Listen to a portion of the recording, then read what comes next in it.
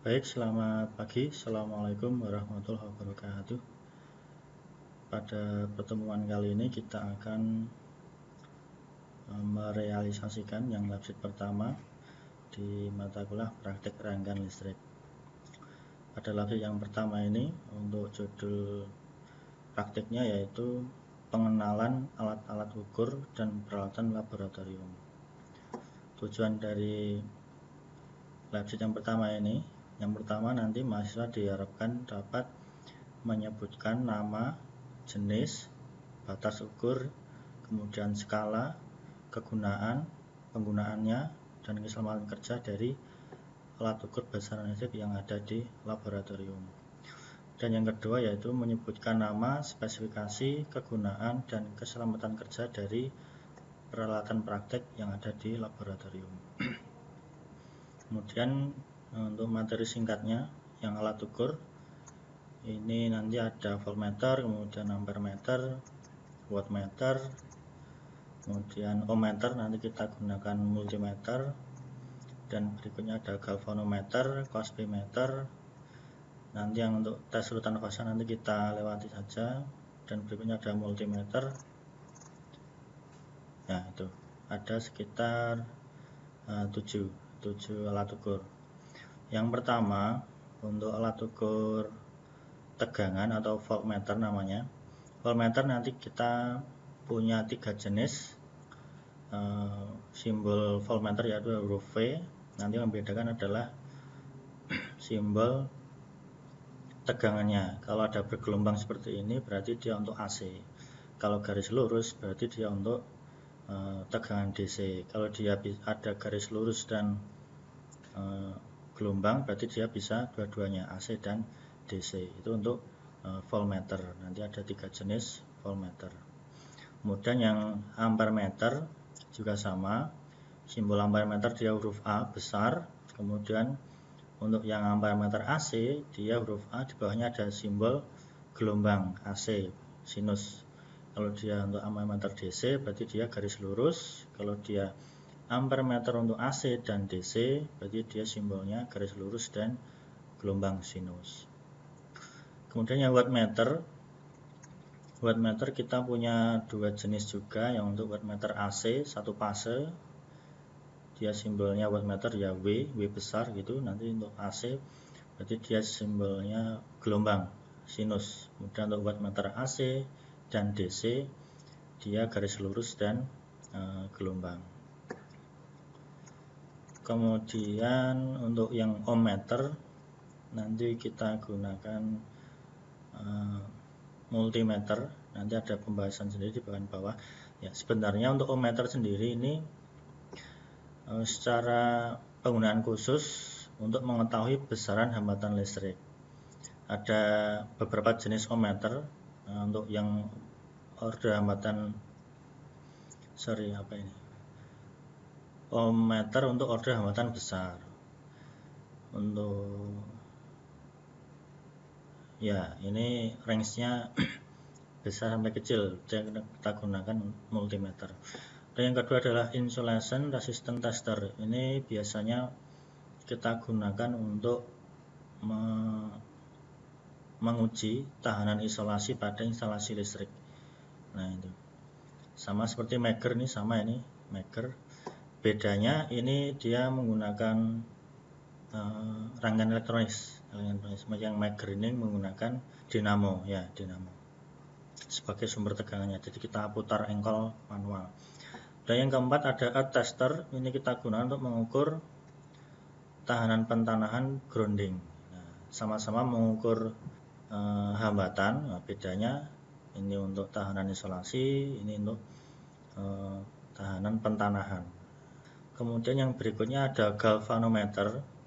Ini galvanometer itu kita gunakan untuk mengukur arus yang bisa istilahnya arusnya itu bisa bolak-balik. Misalnya kalau kita mengukur arus DC, ada arus positif, ada arus negatif. Misalnya nanti kita gunakan untuk mengukur arus pengisian dan pengosongan kapasitor. Ketika arus pengisian dari gerakannya positif menuju kapasitor, ketika arus pengosongan arusnya negatif atau istilahnya keluar dari kapasitor gitu. Jadi nanti ada jarumnya itu di tengah-tengah, center zeronya, jadi nanti bisa jarumnya itu bergerak kiri dan ke kanan. Kemudian berikutnya ada cosmimeter. Ini kita gunakan untuk mengukur besarnya faktor daya atau sudut pergeseran fase antara tegangan dan arus di rangkaian listrik AC ya. Ini hanya untuk AC cospi ini. Kemudian ini kita lewati multimeter. Multimeter sesuai dengan namanya, alat ukur yang merupakan gabungan dari voltmeter AC, voltmeter DC, ampermeter DC, dan ohmmeter. Kenapa tidak ada ampermeter AC? Ya, untuk ampermeter AC dia kurang kompatibel, karena AC itu kan ibaratnya arusnya besar gitu ya. Kalau DC kan untuk arus-arus yang kecil, jadi ordernya dalam miliampere saja ini. Nah, seperti itu. Jadi yang bisa di cover di multimeter hanya ampermeter DC. Kemudian yang kedua, jenis-jenis alat ukur berdasarkan prinsip kerjanya. Jadi nanti mahasiswa mengamati alat ukur, macam-macam alat ukur, ada ampermeter, voltmeter, dan seterusnya.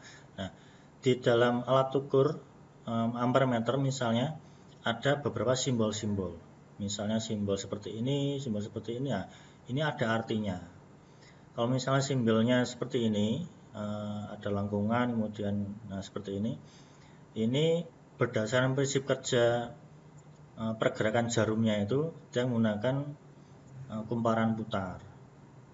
Ada yang seperti ini, berarti dia menggunakan besi putar. Ada yang elektrodinamis, elektrostatis, induksi, dan seterusnya. Nah, seperti itu. Ada kawat panas, ada plat getar, ini untuk yang frekuensi biasanya. Frekuensi meter, plat getarnya. Nah, kemudian ada juga ada tambahan simbol seperti ini. Jadi nanti simbolnya nggak cuma satu. Jadi ada simbol prinsip kerja, kemudian simbol cara meletakkan alat ukur, apakah mendatar atau tidur, ataukah tegak lurus. Tegak lurus itu misal dipasang di panel, ya berarti dia harus tegak lurus. Kemudian apakah harus miring, sudut tertentu 30 derajat atau 60 derajat. Nah, ada nanti diamati. Kemudian ada juga yang dilengkapi dengan dioda penyearah, termokouple, kelengkapan meternya. Kemudian keterangan yang lain, misalnya arus dan tegangan yang diperbolehkan. Biasanya ini untuk wattmeter, cosmimeter, dan kWh. Nanti kita gunakan pada wattmeter dan cosmimeter. Nah, nanti ada arus maksimum dan tegangan maksimumnya berapa yang bisa yang mampu di alat ukurnya itu. Kemudian ada tegangan uji. Kalau ada bintang 2 berarti dia untuk menguji sebesar 2 kV. Kemudian ada frekuensi yang diizinkan 50 Hz sampai 100 Hz, misalnya tulisan seperti ini. Kemudian ada kelas alat ukur. Biasanya tiap alat ukur ada ini kelasnya. Ini berkaitan dengan tingkat keakuratan penunjukan dari alat ukurnya itu. Misalnya kelasnya 0,01, berarti dia toleransi dari hasil penunjukannya itu plus minus 0,01% dari hasil penunjukannya itu. Nah, seperti itu nanti. Itu untuk yang alat ukur. Kemudian yang peralatan, nanti kita ada berapa ini? Ada 10. Besar ada 9 ya, ada 9. Mulai dari sumber tegangan DC, variabel, alternating current, kemudian transformator 1 fase, transformator 3 fase, transformator isolasi, CRO, kemudian AFG, sumber tegangan AC, dan sumber AC 3 fase, 1 fase dan 3 fase. Yang pertama sumber tegangan DC, nanti kita amati DC power supply. Outputnya ada yang tetap dan ada yang variabel. Tetap berarti dia fix berapa volt, ada yang variabel bisa kita atur. Misal kita atur 5 volt, 10 volt, atau 15 volt dan sebagainya. Kemudian variak ini kita gunakan untuk mengatur tegangan AC. Jadi seperti auto transformator. Jadi kita bisa atur sumbernya 220, kita mau keluarkan berapa volt, misalnya 10 volt, 50 volt, atau 100 volt. Nah, seperti itu. Kemudian ada transformator satu fase. Nah, ini nanti ya nanti ada contohnya. Kemudian transformator 3 fase nanti untuk pengukuran instrumen 3 fase, nanti ada wattmeter 3 fase dan cosmeter 3 fase.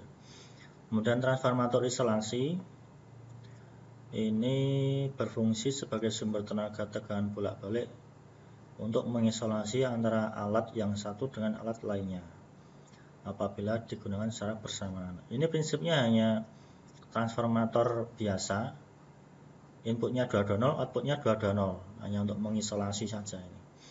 Kemudian CRO atau osiloskop ini nanti kita gunakan untuk menampilkan gelombang yang bisa kita baca tegangan dan frekuensinya, itu CRO. Nanti besok kita gunakan untuk mengukur atau melihat gelombang pengisian pengosongan kapasitor dan induktor, nah seperti itu. Kemudian ada AFG atau audio frekuensi generator. Ini alat pembangkit gelombang, ada gelombang sinus, gelombang segitiga, gelombang kotak, nah, yang bisa kita atur frekuensi maupun tegangannya. Kemudian sumber AC satu fase, ya ini stop kontak aja, stop kontak standar, biasanya nempel di tembok. Kemudian ada stop kontak 3 fase, AC 3 fase.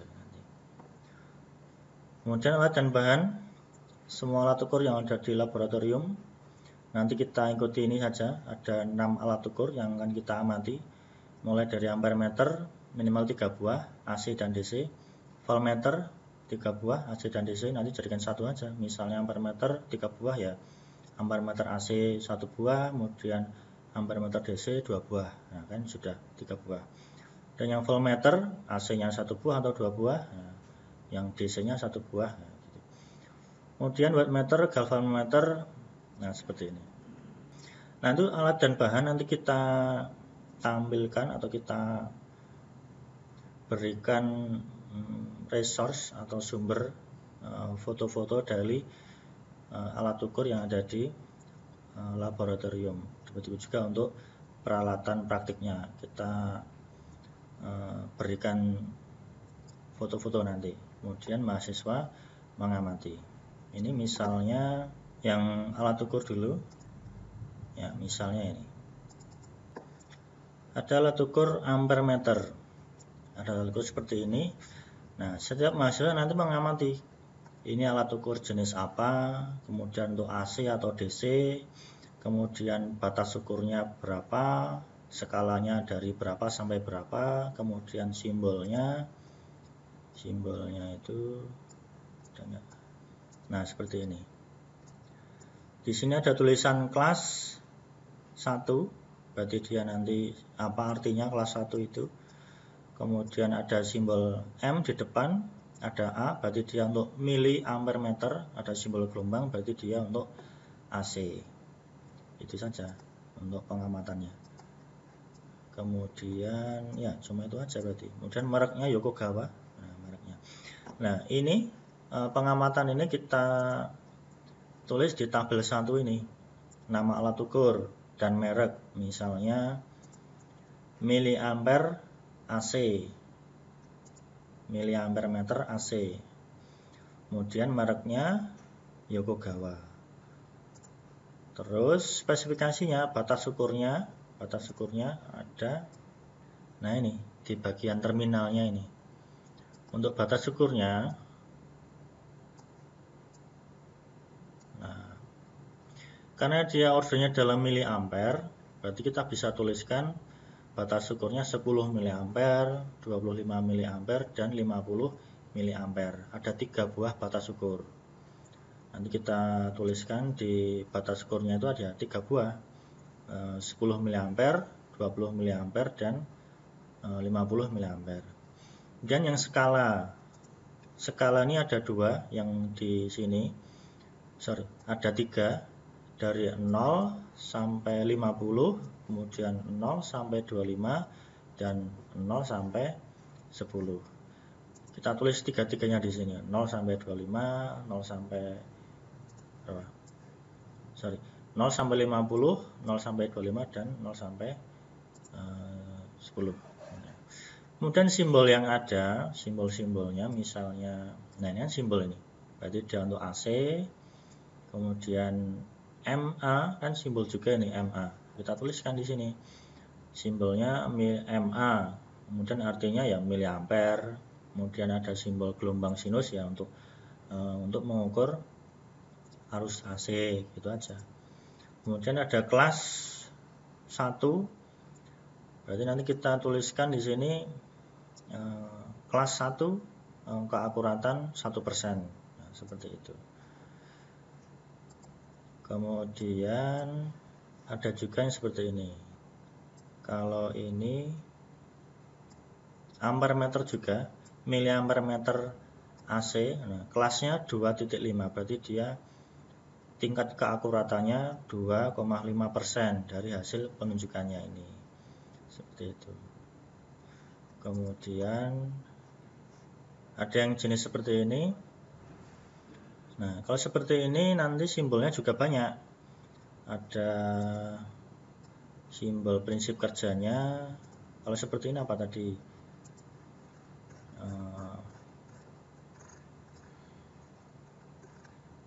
Nah, kumparan putar. Ini ada artinya simbolnya itu.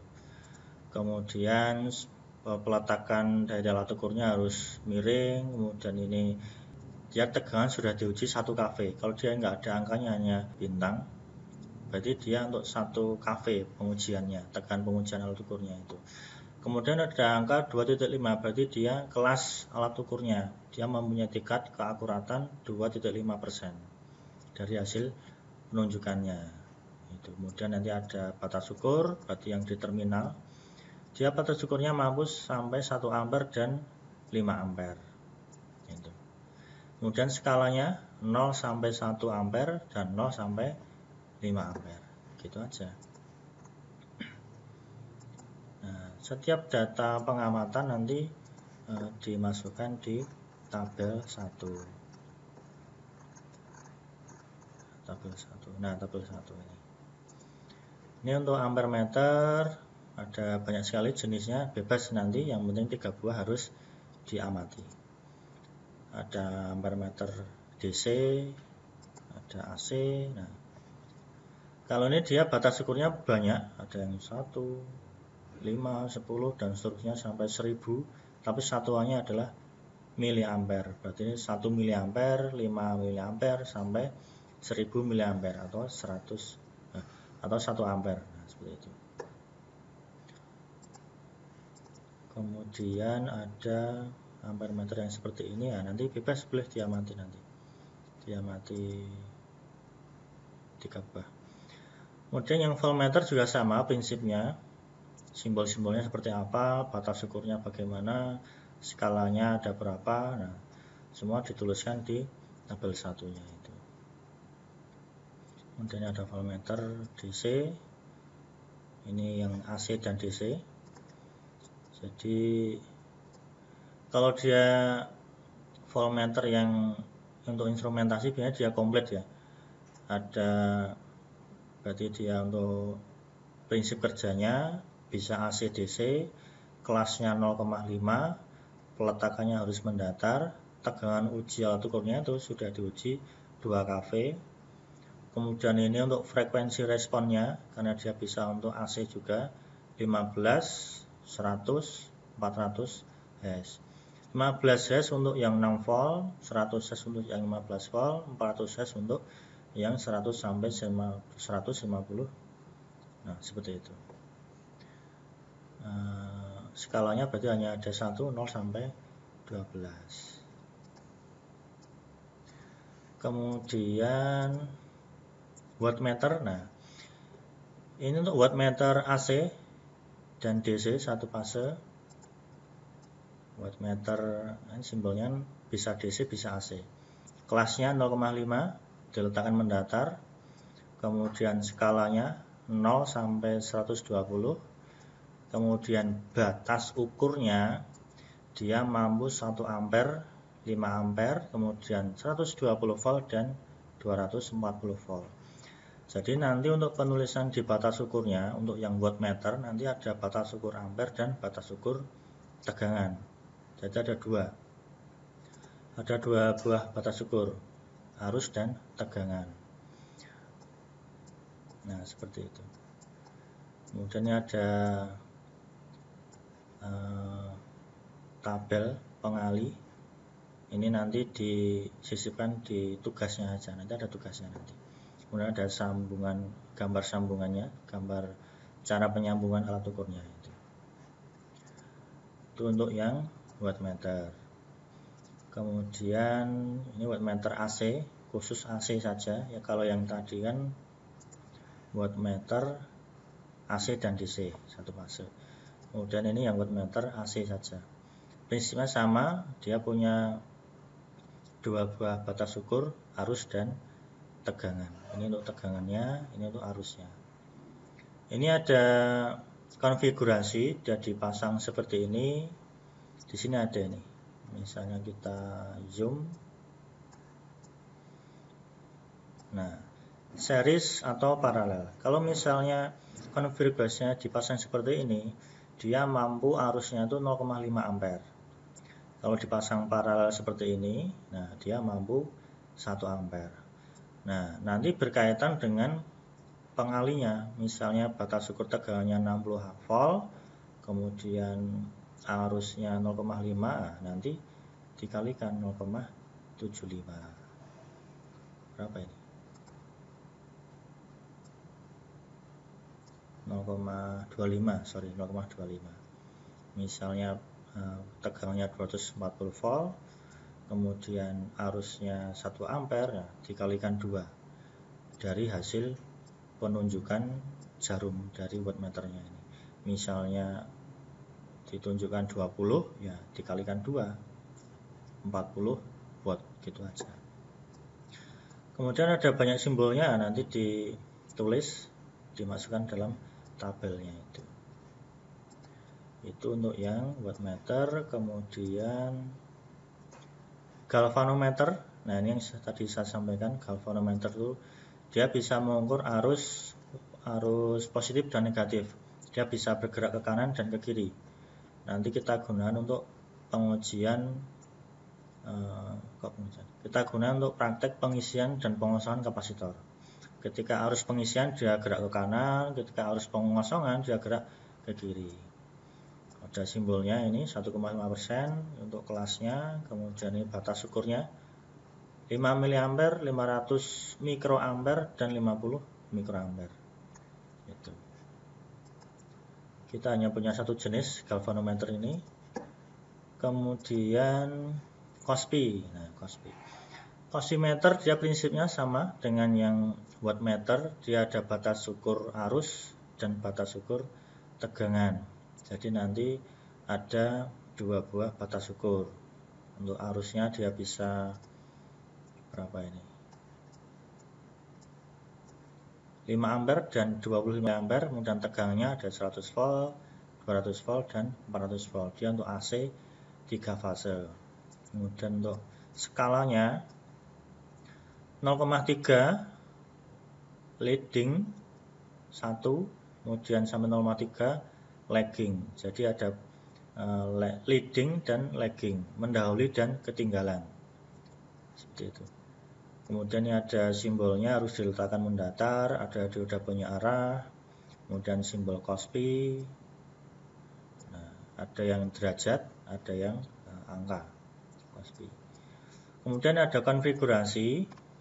Nah, misalnya ini pembacaannya saja, ini tingkat keakuratannya. Misalnya dipasang di batas ukur 100 volt, dia plus minus 2 derajat sudutnya. Nah, seperti itu.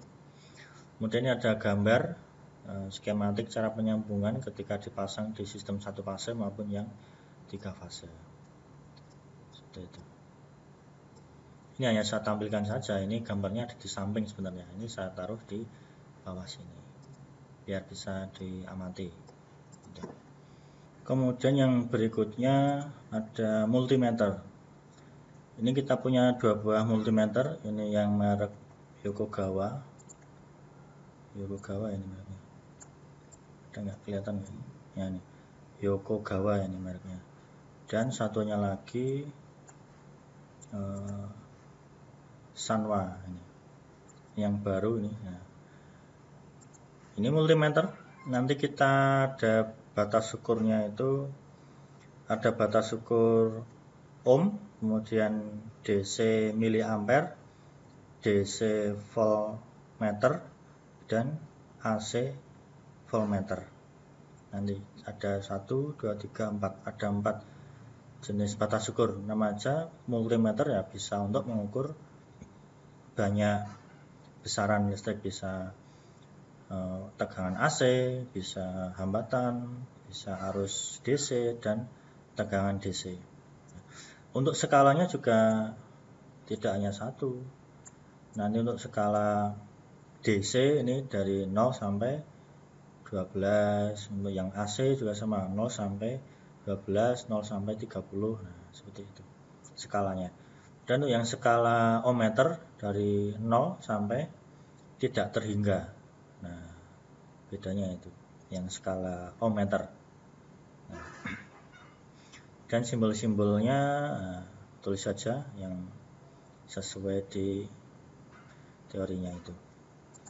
Ini untuk yang Yokogawa, kemudian yang Sanwa juga sama.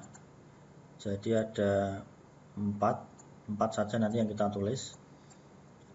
4 batas ukur, hambatan, DC ampere meter, kemudian DC voltmeter, dan AC voltmeter. Misal yang AC voltmeter dia mampu 10 volt, 50 volt, sampai 750 volt. Yang DC dia mulai dari 0,1 volt sampai 1000 volt. Kemudian yang DC ampere, ini DC ampere, dia mulai dari 50 mikroampere sampai 0,25 ampere. Itu yang batas ukur ampere DC-nya. Dan yang hambatan ini pengali, ada yang kali 1 ohm, kali 10 ohm, kali 100 ohm, dan kali 1 kilo ohm. Nah, seperti itu untuk yang multimeternya. Ada 2 buah jenis multimeter, nanti diamati semua. Itu untuk yang alat ukur. Jadi nanti tabelnya ini disesuaikan dengan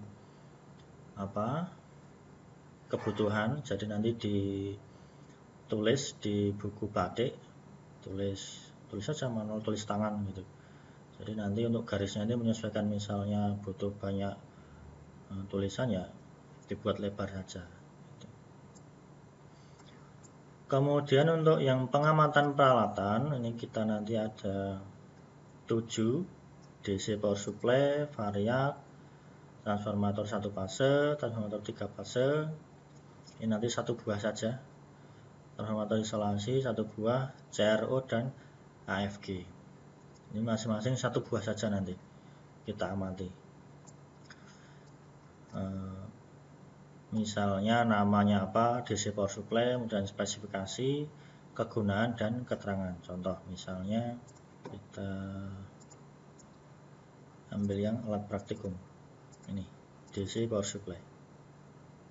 Nah, DC power supply tadi di tabelnya itu nama, spesifikasi. Ini nanti kita amati untuk tegangan dan arusnya. Dia mampu sampai berapa volt? Ada nggak di sini? Kalau dilihat dari instrumen alat ukurnya dari ampere, berarti dia bisa mampu sampai 3 ampere arus maksimum. Kemudian untuk tegangan dia mampu sampai 30 volt. DC power supply-nya ini ada negatif, ground, dan positif. Berarti dia tegangan simetris, ada tegangan negatif terhadap 0 dan tegangan positif terhadap 0 gitu. Kemudian setelah DC power supply ada variak. Ini bentuknya variak seperti ini ya, kotak itu. dalamnya isinya transformator, yang auto transformator. Dia mampu sampai 0,0 sampai 250 volt. Jadi inputnya 220, outputnya bisa 0 sampai 220. Ini untuk tampak depannya. Nah, ini pemutarnya atau knobnya, kita bisa atur tegangan keluarannya berapa volt gitu. Ini ada dua terminal, ini untuk yang stop kontak AC, ini yang untuk yang banana. Nanti kita gunakan untuk yang prakteknya, biasanya di terminal banana ini. Kemudian arus maksimum sampai 6 ampere dan seterusnya gitu. Kemudian ini transformator satu fase. Ini yang primernya, otomatis kalau primer dia 0 sampai 220. Ini yang sekundernya. Kalau seperti ini berarti dia transformator yang ada CT-nya atau center tap. Dia titik nolnya di tengah, ada 6 volt, 6 volt, 9 volt, 9 volt, dan sampai 18 volt, 18 volt. Kemudian ini yang transformator 3 fase. Ini tampak samping. Kemudian di samping atas tadi ya, ini samping kiri. Nah, ini yang tampak atasnya. Ini tinggal tulis saja untuk primernya dia berapa volt, untuk sekundernya dia berapa volt. Langsung kita tuliskan aja ini. Misalnya spesifikasinya berapa ini. Transformator 3 fase 220 volt, 127 volt, 2 kilo volt ampere, 2 kVA per fasenya. Jadi per fasenya ini nah seperti ini. Kemudian ini transformator isolasi. Ya, input output ya 220 semua. Itu aja untuk transformator isolasi. Ini primernya 220, sekundernya juga 220. Kemudian CRO, ini kita gunakan CRO atau oscilloscope yang analog. Nah, bentuknya seperti ini. Kemudian tampak depannya seperti ini. Nanti kita tuliskan spesifikasinya untuk namanya ya CRO gitu aja. Kemudian spesifikasinya nanti kita tampilkan yang volt per diff dan time per diff-nya. Jadi ada dua buah pengaturan volt per diff-nya itu berapa. Ini volt per diff. Ini kalau kita zoom, nah seperti ini. Volt per diff-nya yang ini ada satuan volt, ada satuan milivolt. Kita bisa tuliskan 5 volt, 2 volt, 1 volt, ada titik 5 berarti dia 0,5 volt, 0,2 volt, 0,1 volt. Kemudian 50 milivolt, 20 milivolt, 100 milivolt dan sampai 1 milivolt. Ini untuk volt per diff dari tegangan. Kemudian untuk time per diff atau time per diff untuk yang horizontal, ini ada satuan milisecond, kemudian second. Nah,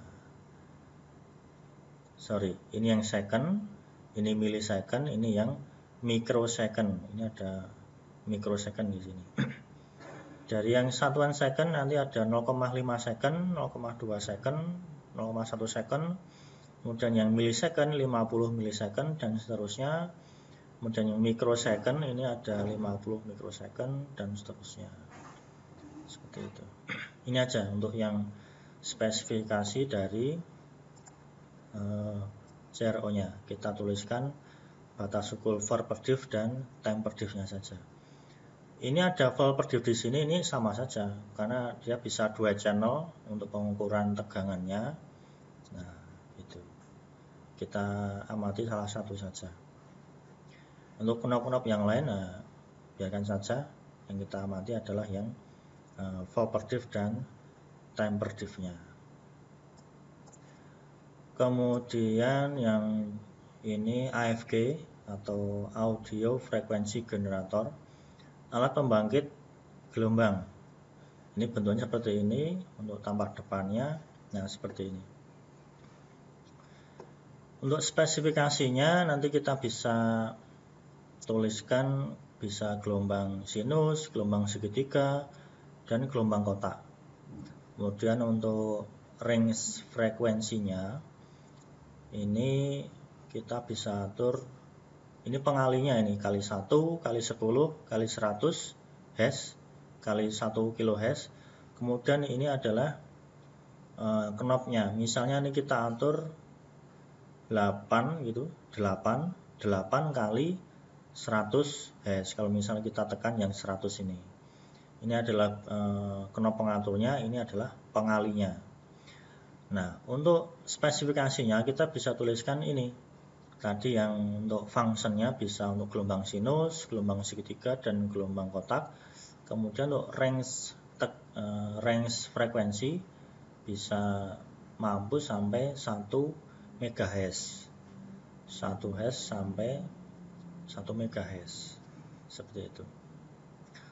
Kemudian untuk yang amplitudenya, kalau di sini tertera DC 15 volt maksimum outputnya, jadi kita maksimum sampai 15 volt saja nanti untuk spesifikasi tegangannya. Itu untuk yang peralatan, mulai dari DC power supply sampai AFG. Untuk yang gambar-gambar foto ini nanti kita unggah di Bismart, nanti mahasiswa bisa download atau download ya, disimpan di laptop masing-masing gitu, kemudian diamati, masukkan dalam tabel 1 dan tabel 2. Kemudian ada tugas dan pertanyaan. Yang pertama, gambarkan diagram pengawatan cara penyambungan dari masing-masing alat ukur. Lengkapi gambar pengawatan dengan sumber tegangan dan sumber beban. Jadi misalnya alat ukur ampere meter. Nah, alat ampere meter ini dipasang bagaimana? Misalnya secara seri kah atau paralel kah? Nanti dilengkapi dengan sumber tegangan dan beban. Jadi misalnya ini ada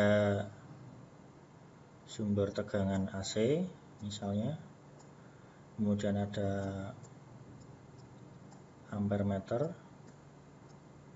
lingkaran, kemudian ada